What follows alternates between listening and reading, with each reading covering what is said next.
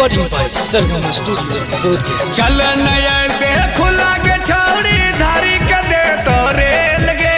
चल नया से खुला के छौड़ी धारी के दे तो रेल गे।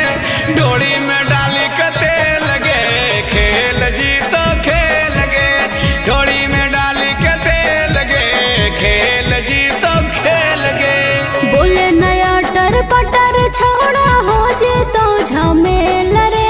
बोले नया टर पटर छोड़ा हो जे तो झमेल रे।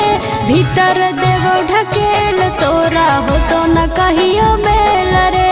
भीतर देवो ढकेल तोरा हो तो न कहियो बेल रे।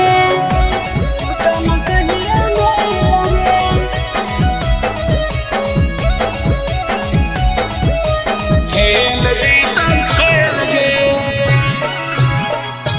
डोरी में डाल के तेल गे खेल जी तो खेल गे। तोपे वाला चीज रख ही खुला नया नया रोज खोज ही मूला। हटल पेनिए चाहे हम झूला हमरा सिखाओ न तू फार्मूला।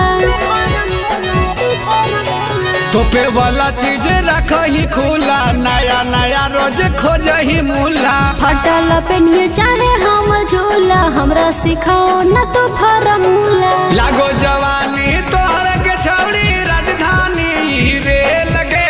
लागो जवानी तोहर के छौड़ी राजधानी रे लगे।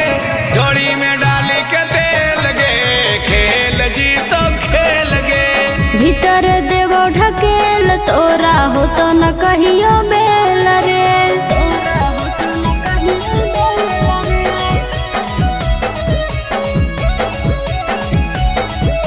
खेल जी तो खेल गे। डोरी में डाली के तेल गे खेल जी तो खेल गे।